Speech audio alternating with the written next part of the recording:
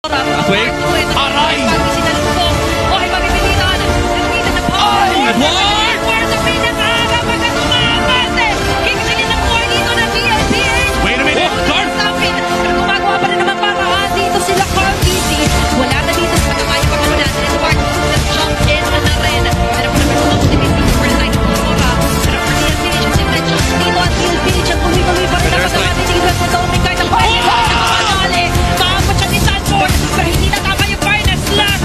At ngayon, nagakman sa kayo ng cavalry. Pero mukhang ayaw at walang balak pa rin. Pinakawa na to nila JP na nag-conceal play.